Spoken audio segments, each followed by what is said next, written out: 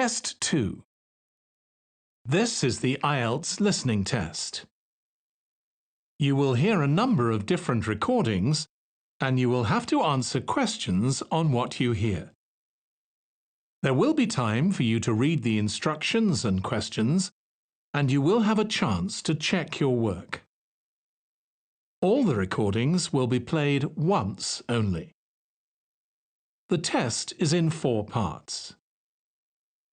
At the end of the test, you will be given 10 minutes to transfer your answers to the answer sheet. Now turn to Part 1.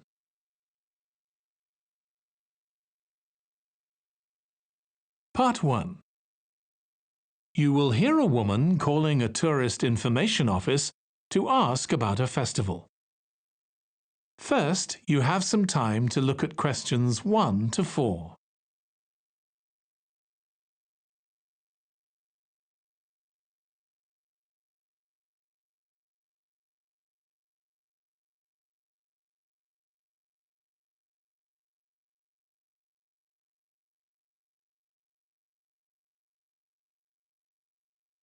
Now listen carefully and answer questions 1 to 4. Good morning. You're through to the Tourist Information Office. Tim speaking. How can I help you? Oh, hello. Could you give me some information about next month's festival, please? My family and I will be staying in the town that week. Of course. Well, it starts with a concert on the afternoon of the 17th. Oh, I heard about that. The orchestra and singers come from the USA, don't they? They're from Canada. They're very popular over there.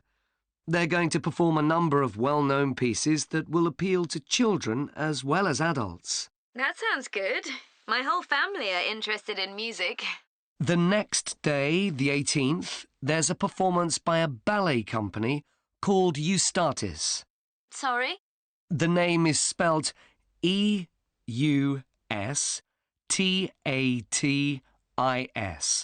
They appeared in last year's festival and went down very well. Again, their programme is designed for all ages. Good. I expect we'll go to that. I hope there's going to be a play during the festival. A comedy, ideally. You're in luck.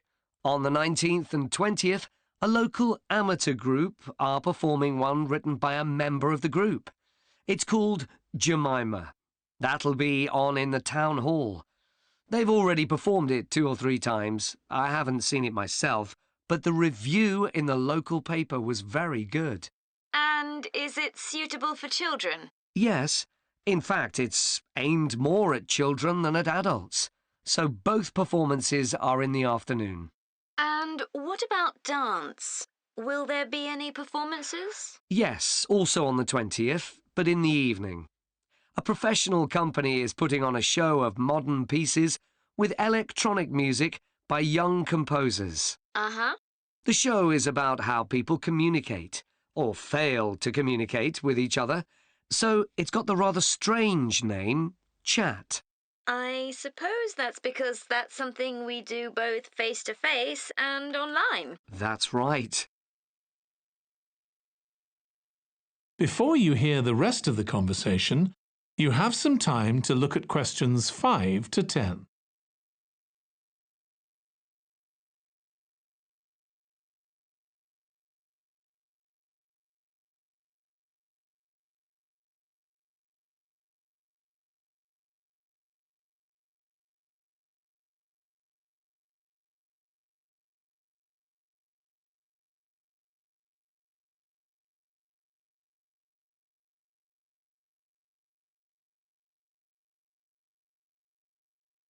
Now listen and answer questions 5 to 10. Now, there are also some workshops and other activities. They'll all take place at least once every day, so everyone who wants to take part will have a chance. Good. We're particularly interested in cookery. You don't happen to have a cookery workshop, do you? We certainly do. It's going to focus on how to make food part of a healthy lifestyle. And it'll show that even sweet things like cakes can contain much less sugar than they usually do. might be worth going to. We're trying to encourage our children to cook. Another workshop is just for children, and that's on creating posters to reflect the history of the town.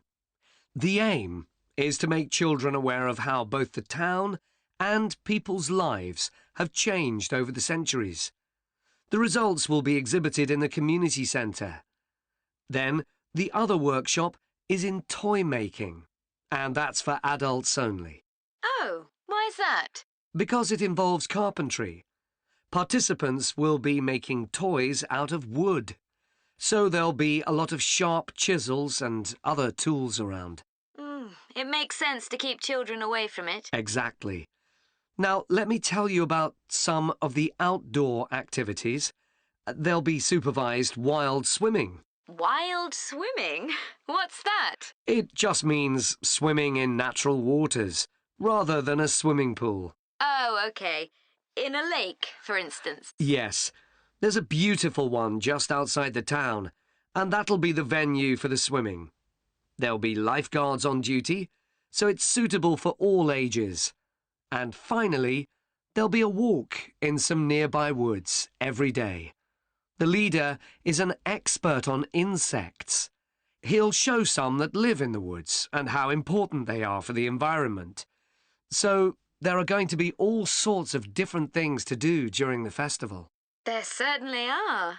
If you'd like to read about how the preparations for the festival are going, the festival organizer is keeping a blog.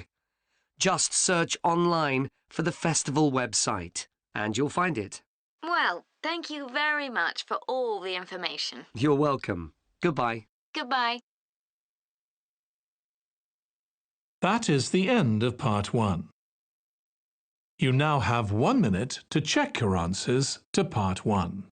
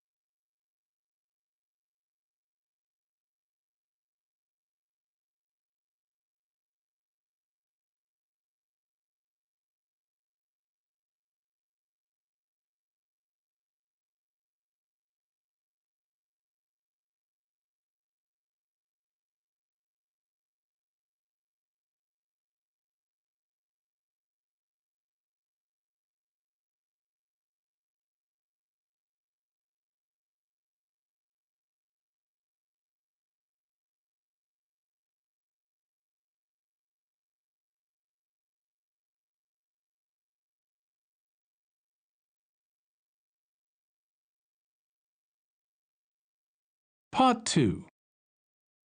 You will hear part of a talk to a gardening club about a local park. First, you have some time to look at questions 11 to 14.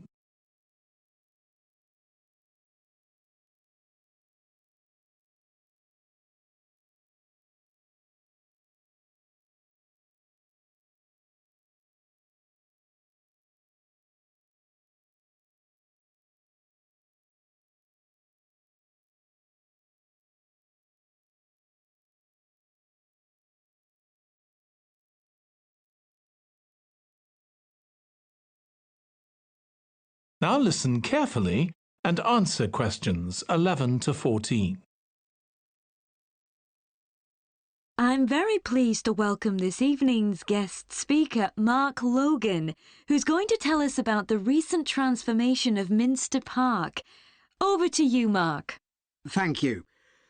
I'm sure you're all familiar with Minster Park. It's been a feature of the city for well over a century and has been the responsibility of the City Council for most of that time. What perhaps isn't so well known is the origin of the park. Unlike many public parks that started in private ownership, as the garden of a large house, for instance, Minster was some wasteland, which people living nearby started planting with flowers in 1892. It was unclear who actually owned the land, and this wasn't settled until 20 years later, when the council took possession of it. You may have noticed the statue near one of the entrances. It's of Diane Gosforth, who played a key role in the history of the park. Once the council had become the legal owner, it planned to sell the land for housing.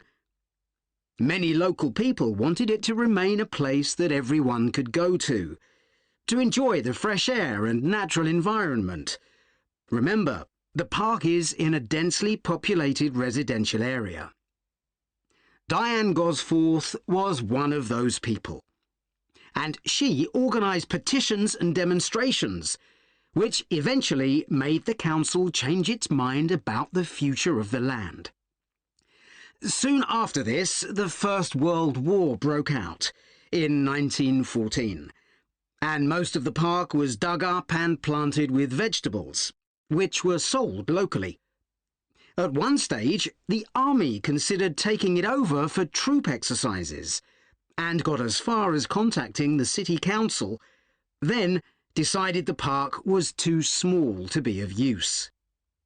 There were occasional public meetings during the war, in an area that had been retained as grass. After the war, the park was turned back more or less to how it had been before 1914, and continued almost unchanged until recently. Plans for transforming it were drawn up at various times, most recently in 2013, though they were revised in 2015 before any work had started. The changes finally got going in 2016 and were finished on schedule last year. Before you hear the rest of the talk, you have some time to look at questions 15 to 20.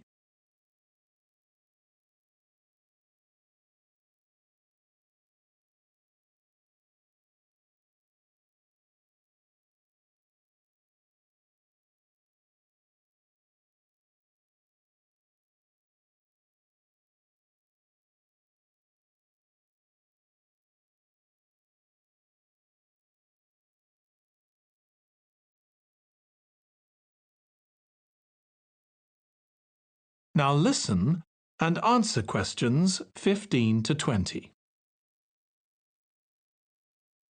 OK, let me tell you about some of the changes that have been made and some things that have been retained. If you look at this map, you'll see the familiar outline of the park, with the river forming the northern boundary, and a gate in each of the other three walls. The statue of Diane Gosforth has been moved. It used to be close to the south gate, but it's now immediately to the north of the lily pond, almost in the centre of the park, which makes it much more visible. There's a new area of wooden sculptures, which are on the riverbank, where the path from the east gate makes a sharp bend. There are two areas that are particularly intended for children. The playground has been enlarged and improved, and that's between the river and the path that leads from the pond to the river. Then there's a new maze, a circular series of paths separated by low hedges. That's near the west gate. You go north from there towards the river and then turn left to reach it. There have been tennis courts in the park for many years, and they've been doubled, from 4 to 8. They're still in the southwest corner of the park, where there's a right-angle bend in the path. Something else I'd like to mention is the new fitness area. This is right next to the lily pond on the same side as the west gate. Now, as you're all gardeners, I'm sure you'll like to hear about the plants that have been chosen for the park. That is the end of part 2. You now have 30 seconds to check your answers to part 2.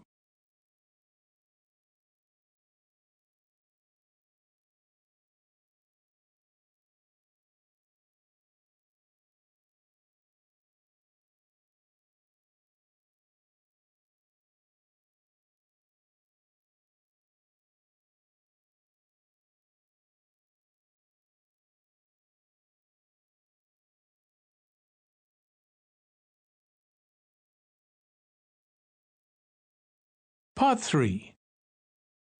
You will hear two students of English called Kathy and Graham planning a display on 19th century British life and literature for a university event. First, you have some time to look at questions 21 to 24.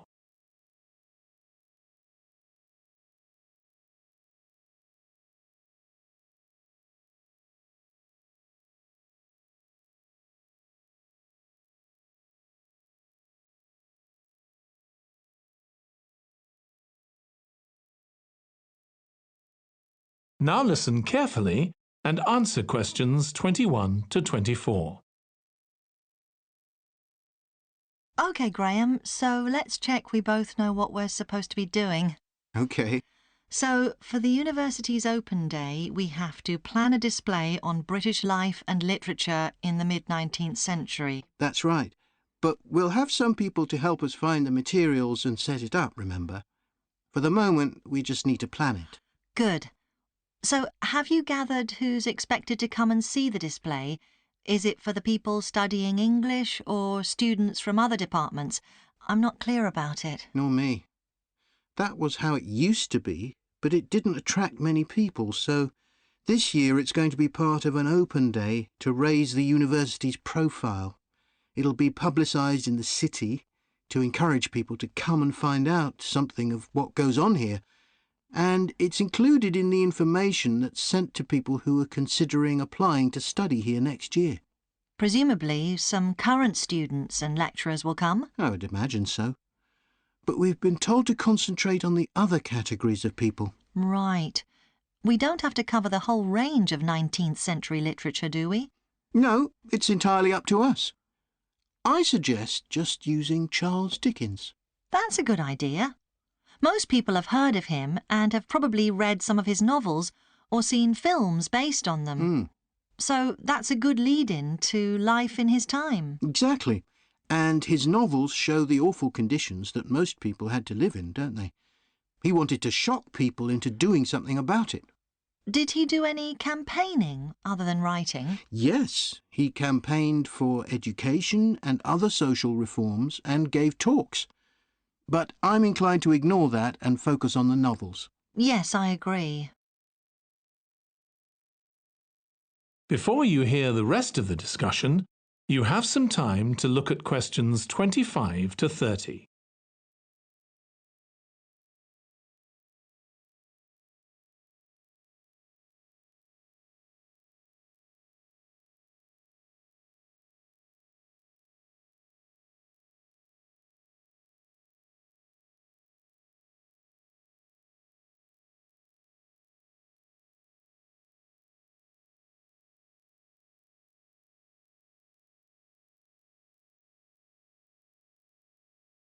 Now listen and answer questions 25 to 30. OK, so now shall we think about a topic linked to each novel? Yes, I've printed out a list of Dickens's novels in the order they were published, in the hope you'd agree to focus on him. You're lucky I did agree. Let's have a look. OK, the first was The Pickwick Papers, published in 1836. It was very successful when it came out, wasn't it? And was adapted for the theatre straight away. There's an interesting point, though, that there's a character who keeps falling asleep, and that medical condition was named after the book, Pickwickian syndrome. Oh, so why don't we use that as the topic and include some quotations from the novel? Right. Next is Oliver Twist. Mm-hmm. There's a lot in the novel about poverty, but maybe something less obvious. Well, Oliver is taught how to steal, isn't he? We could use that to illustrate the fact that very few children went to school, particularly not poor children, so they learnt in other ways. Good idea. What's next? Maybe Nicholas Nickleby? Actually, he taught in a really cruel school, didn't he? That's right. But there's also the company of touring actors that Nicholas joins. We could do something on theatres and other amusements of the time. We don't want only the bad things, do we? OK. What about Martin Chuzzlewit? He goes to the USA, doesn't he? Yes. And Dickens himself had been there a year before and drew on his experience there in the novel. I wonder, though. The main theme is selfishness. So we could do something on social justice? No, too general. Let's keep to your idea. I think it would work well. He wrote Bleak House next. That's my favourite of his novels. Yes, mine too. Oh, His satire of the legal system is pretty powerful. that's true. But think about Esther, the heroine. As a child, she lives with someone she doesn't know is her aunt, who treats her very badly. Then she's very happy living with her guardian, and he puts her in charge of the household. And at the end, she gets married, and her guardian gives her and her husband a house, where, of course, they're very happy. Yes, I like that. What shall we take next? Little Dorrit? Old Mr. Dorrit has been in a debtor's prison for years. So was Dickens's father, wasn't he? That's right. What about focusing on the part when Mr. Dorrit inherits a fortune and he starts pretending he's always been rich? Good idea. OK. So next we need to think about what materials we want to illustrate each issue. That's going to be quite hard. That is the end of part 3. You now have 30 seconds to check your answers to part 3.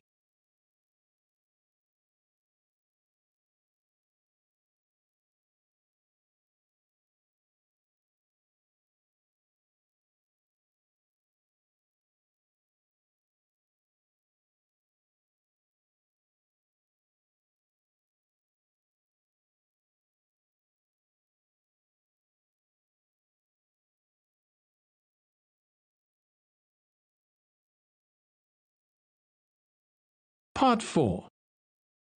You will hear part of a presentation about an agricultural program in the country of Mozambique. First, you have some time to look at questions 31 to 40.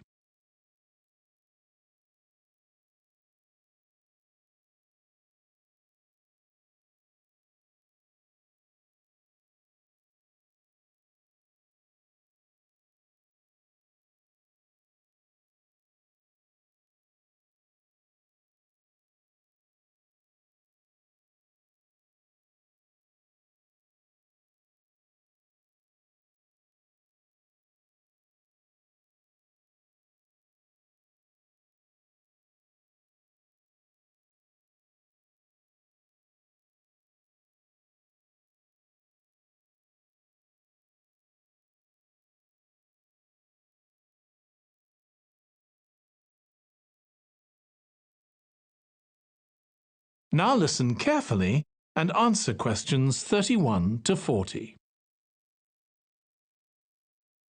I'm going to report on a case study of a program which has been set up to help rural populations in Mozambique, a largely agricultural country in Southeast Africa. The program worked with 3 communities in Chikwalakwala district near the Limpopo River. This is a dry and arid region with unpredictable rainfall. Because of this, people in the area were unable to support themselves through agriculture, and instead they used the forest as a means of providing themselves with an income, mainly by selling charcoal. However, this was not a sustainable way of living in the long term, as they were rapidly using up this resource. To support agriculture in this dry region, the program focused primarily on making use of existing water resources from the Limpopo River by setting up systems of irrigation, which would provide a dependable water supply for crops and animals. The program worked closely with the district government in order to find the best way of implementing this. The region already had one farmers' association, and it was decided to set up 2 more of these. These associations planned and carried out activities including water management, livestock breeding and agriculture. And it was notable that in general, women formed the majority of the workforce. It was decided that in order to keep the crops safe from animals, both wild and domestic, special areas should be fenced off where the crops could be grown. The community was responsible for creating these fences, but the programme provided the necessary wire for making them. Once the area had been fenced off, it could be cultivated. The land was dug so that vegetables and cereals appropriate to the climate could be grown, and the programme provided the necessary seeds for this. The programme also provided pumps so that water could be brought from the river in pipes to the fields. However, the labour was all provided by local people, and they also provided and put up the posts that supported the fences around the fields.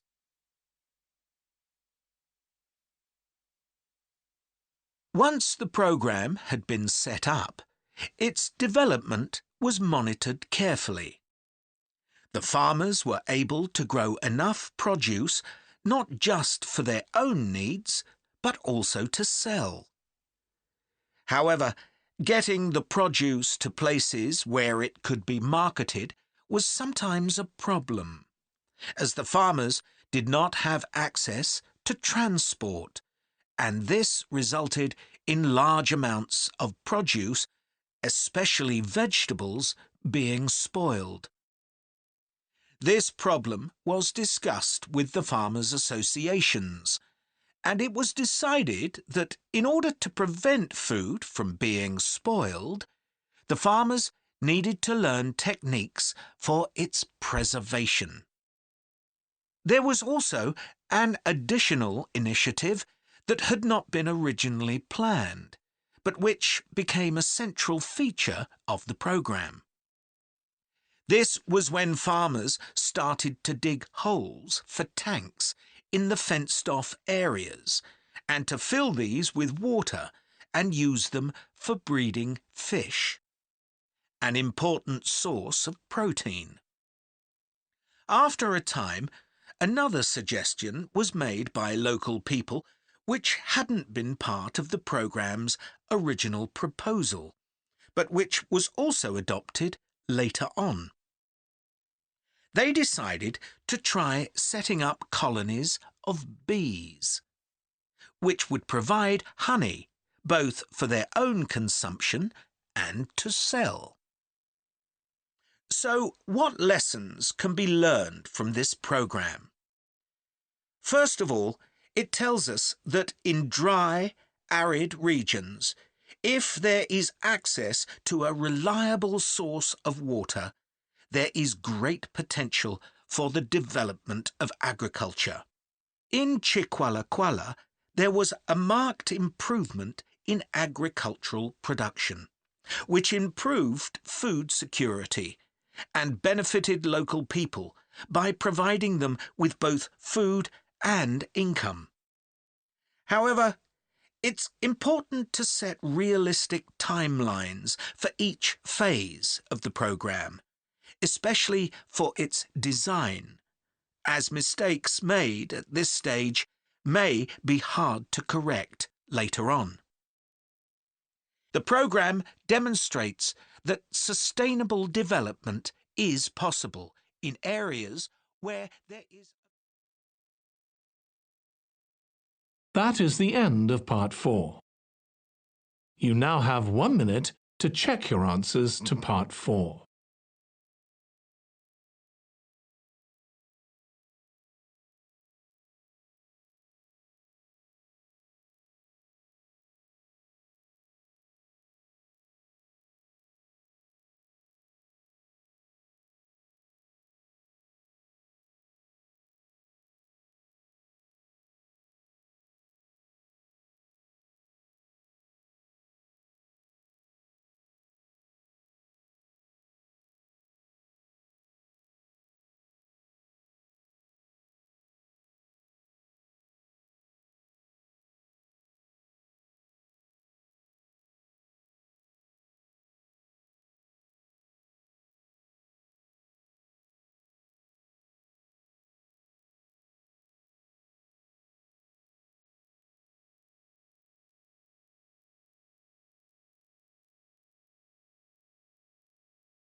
That is the end of the listening test.